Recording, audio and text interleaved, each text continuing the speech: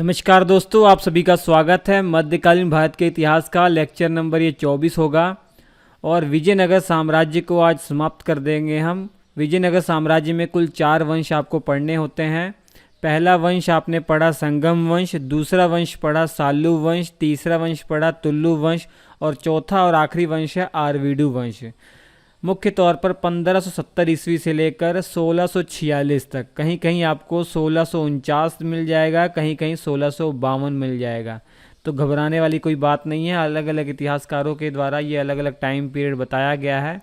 हालांकि मैं आपको एग्जैक्टली बताऊं तो 1565 में जो तालीकोटा का युद्ध हुआ था ना, इसी के बाद पतन शुरू हो गया था। ये तो नाम मात्र ही हम पढ़ रहे हैं, आरवीडू वंश को केवल नाम मात्र ही हम पढ़ रहे हैं।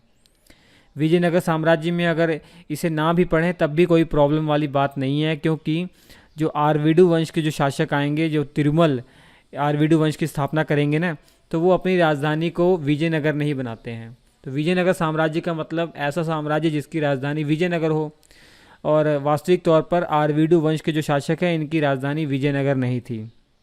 इनकी राजधानी विजयनगर नहीं थी, पेनिकोंडा इनकी राजधानी थी। आगे चलकर मैं बताऊंगा, आपको एक्सप्लेन करूंगा। तो जैसा कि आपको बताया था कि 3 वंश ऑलरेडी आप पढ़ चुके हैं और चौथा वंश आरवीडू वंश है, ये आपको पढ़ना है। तिरुमल ने इसकी स्थापना की थी और श्रीरंग तृतीय इसके आखिरी शासक होंगे। इससे पहले आपने तुल्लु वंश पढ़ा। तुल्लु वंश के बारे में सब कुछ पता कर लिया होगा आपने। तो वीर नरसिम्हा राय ये तुल्लु वंश की स्थापना करते हैं। कृष्ण देव राय इनके छोटे भाई हैं, सबसे महान शासक हैं। पूरे विजयनगर साम्राज्य के सबसे महान शासक अगर कोई पूछेगा तो कृष्ण देव राय हैं। कृष्ण देव राय के बाद इनके चचेरे भाई अच्युत देव राय गद्दी पर बैठते हैं। अच्युत देव राय के बाद कुछ दिनों के लिए इनका पुत्र वेंकट प्रथम बनता है, लेकिन जल्दी ही राम राय की सहायता से सदाशिव राय को गद्दी मिल जाती है। सदाशिव राय कृष्णदेव राय के बेटे थे।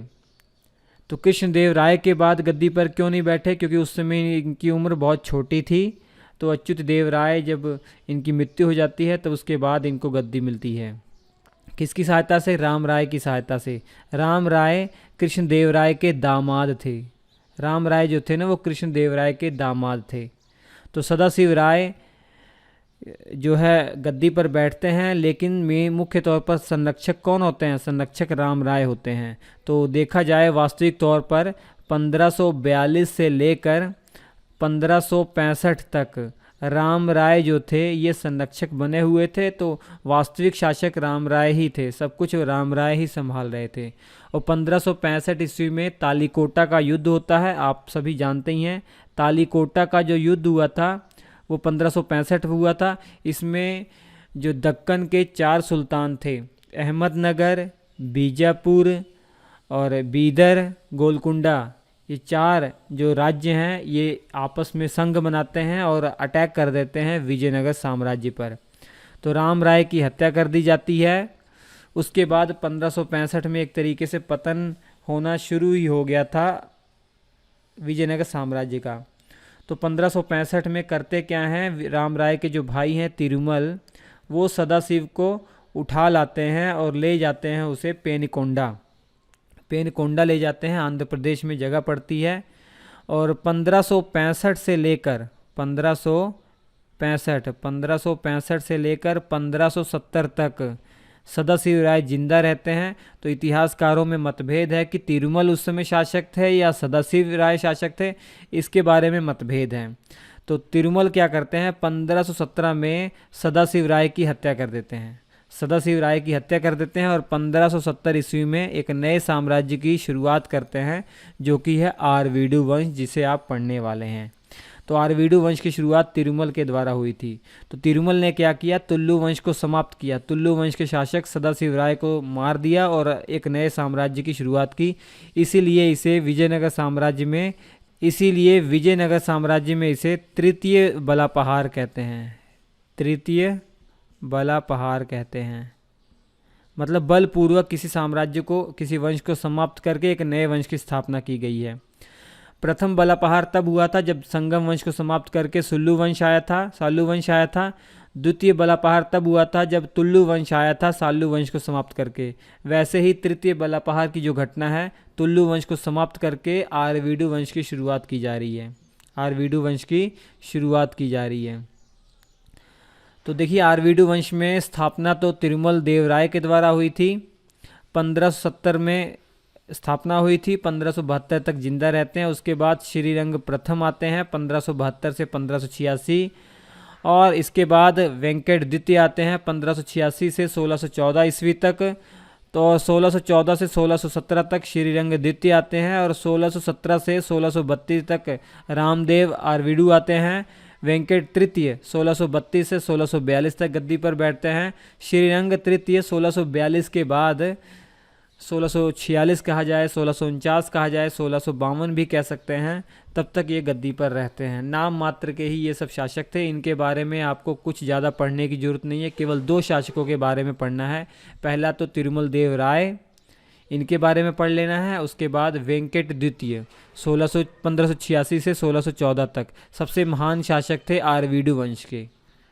तो तिरुमल देव राय ने 1570 में क्या किया, सदाशिव राय की हत्या कर दी। सदाशिव राय कृष्ण देव राय के बेटे थे। उसके बाद आरवीडु वंश की स्थापना की। इन्होंने अपनी राजधानी को पेनुकोंडा बनाया। पेनुकोंडा, इनका साम्राज्य देख लीजिए कितना छोटा है। पेनुकोंडा आंध्र प्रदेश में जगह पड़ती है, उसी को अपनी राजधानी बनाया। इन्होंने एक उपाधि ग्रहण की थी कि पतनशील कर्नाटक राज्य का उद्धारक। विजयनगर साम्राज्य को कर्नाटक राज्य भी कहा जाता है, कर्नाटक साम्राज्य भी कह सकते हैं आप, क्योंकि ये पहले कर्नाटक में ही मुख्य तौर पर फैला हुआ था। तो अपने आप को इन्होंने उपाधि दी थी पतनशील कर्नाटक राज्य का उद्धारक।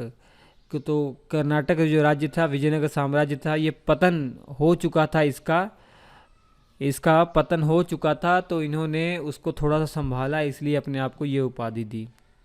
इनके 3 बेटे जो थे, श्रीरंग प्रथम और आपके राम और वेंकट द्वितीय, इनमें साम्राज्य का विभाजन कर दिया था इनके पापा ने, तिरुमल देव राय ने।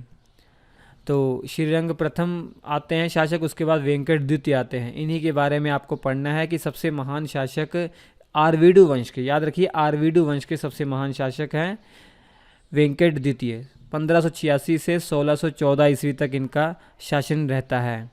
इन्होंने अपनी राजधानी को पेनुकोंडा से हटाकर चंद्रगिरी कर दिया था। कुछ समय के लिए चंद्रगिरी किया था, उसके बाद दोबारा से ये पेनुकोंडा अपनी राजधानी को ले आए थे। और 1610 ईस्वी में जो डच यूरोपियन थे, उनको पुलिकट में कारखाना बनाने के लिए परमिशन दी थी वेंकट द्वितीय ने, याद रखिएगा।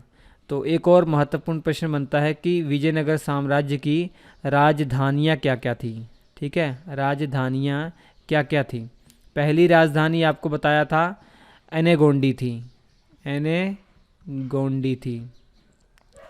और दूसरी राजधानी आपकी तो विजयनगर साम्राज्य थी, अर्थात विजयनगर थी, जिसे आज आप हम्पी के नाम से जानते हैं। इसे आज हम हम्पी के नाम से जानते हैं, कर्नाटक में पड़ता है ये। एनेगोंडी भी कर्नाटक में है। और तीसरा, विजयनगर के बाद राजधानी क्या किया, पेनुकोंडा कर दिया इन्होंने, पेनुकोंडा राजधानी कर दिया। और उसके बाद चंद्रगिरी कर दिया था। फिर बाद में दोबारा से चंद्रगिरी से इन्होंने राजधानी को पेनुकोंडा कर दिया था। तो ये 4 राजधानियाँ इनकी रही हैं जो आपको याद रखना है। इसके बाद आखिरी शासक है श्रीरंग तृतीय, 1642 के बाद तक इनका रूल रहता है। तो ये अंतिम शासक थे। जब इनका पतन हुआ तो उस समय मुग़ल साम्राज्य बहुत बढ़ चुका था, ये आप मैप में देख लीजिए। ठीक है, तो इस तरीके से आरवीडु वंश समाप्त हो गया और विजयनगर साम्राज्य समाप्त हो गया। कुल मिला जुला कर 1652 तक तो ये पूरी तरीके से समाप्त ही हो गया ये। ठीक है, तो आपको कोई अब डाउट नहीं रह जाना चाहिए। पूरा विजयनगर साम्राज्य दोबारा से आप रिवीजन कर लीजिए, और class notes Shri education app पर अवेलेबल है, ले लीजिए। उसके बाद आप रिवीजन करते रहिए, अच्छे से पढ़ते रहिए। कोई भी क्वेश्चन होगा एग्ज़ाम में, आप अच्छे से उसको जवाब दे पाएंगे। हम आपसे मिलेंगे अगले एपिसोड में, तब तक के लिए नमस्कार।